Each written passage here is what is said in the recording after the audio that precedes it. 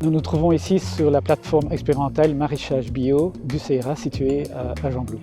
Cette plateforme existe déjà depuis 1 an. Nous sommes donc dans notre première année de production. Nos cultures de légumes se trouvent en fait situées dans un ensemble agroécologique plus vaste sur lequel nous produisons notamment de la biomasse végétale pour nos cultures maraîchères, telles que des cultures de luzerne, de miscanthus, de saule, sous forme de taillis courte rotation.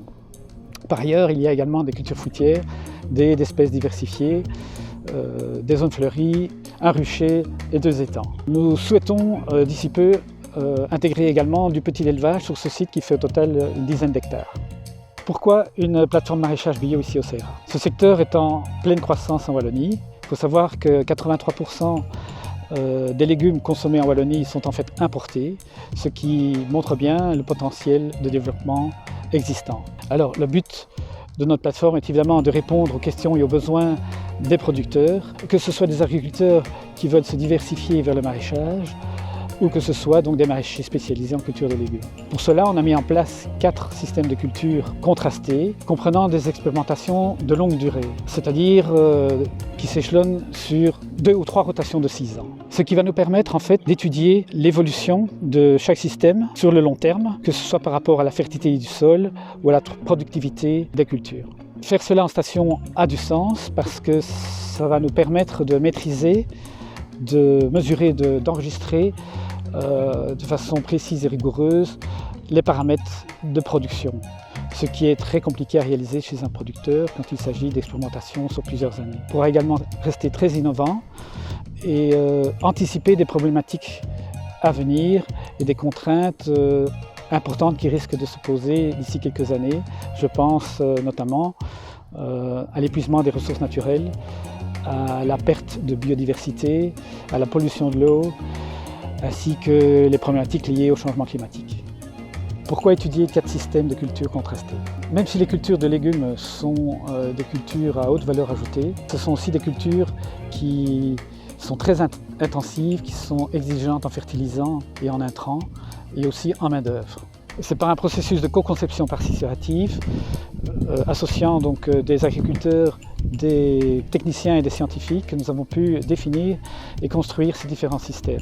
A priori, nous ne savons pas comment vont évoluer chacun de ces systèmes, mais ce que nous avons voulu, c'est mettre en œuvre des pratiques culturelles spécifiques pour chaque système, qui soient donc résilients et durables, à la fois sur le plan environnemental, économique et social. Et cela a été possible grâce au fait qu'on a cherché la meilleure rentabilité tout en essayant de minimiser au maximum l'impact sur l'environnement. C'est comme ça qu'on est arrivé à définir 4 types de conduites. Les 2 premiers systèmes sont dits maraîchage de plein champ, intégrant 2 années de légumes dans la rotation de 6 ans, avec ou sans élevage d'animaux. Les 2 autres systèmes sont dits maraîchage intensif, type légumes sur légumes, avec ou sans travail intensif du sol. Le système 1 vise l'autofertilisation en misant sur les intercultures et l'introduction d'engrais verts dans la rotation. Le système 2 vise aussi l'autofertilisation en misant sur les intercultures et des cultures de prairies temporaires pâturées par des animaux. Le système 3, lui, vise plutôt l'amélioration de la fertilité du sol, qu'elle soit physique, chimique ou biologique, par l'apport de matières organiques produites localement, par la réduction drastique du travail du sol et le zéro phyto. Et enfin, le système 4, lui, vise à fournir un témoin agriculture biologique, type légumes sur légumes, utilisant donc des fertilisants commerciaux et des biopesticides. Les 6 cultures de chaque rotation sont présentes chaque année dans chacun des 4 systèmes. Et chaque système est répété 3 fois dans l'espace, ce qui nous conduit à 72 parcelles expérimentales, arrangées selon un dispositif aléatoire complet. Nous avons donc à la fois des répétitions spatiales et temporelles, ce qui est très intéressant. Ce dispositif nous permettra en fait de suivre et d'étudier l'évolution de chaque système de culture sur des années météorologiques différentes. Au total, Il y a 8 espèces de légumes, 2 espèces de céréales et différents mélanges d'espèces d'engrais verts qui sont cultivés chaque année sur la plateforme. 2 espèces de légumes sont communes à tous les systèmes de culture. Donc les légumes qui sont cultivés cette année sur la plateforme sont la courge et la carotte, les pommes de terre, les oignons, les betteraves rouges, le pois, le chou de Milan et le maïs doux. Et puis il y a aussi donc, les 2 céréales, l'avoine et le blé, qui sont présentes chaque année pour l'alimentation humaine. Voilà, donc ici nous récoltons une culture de pommes de terre.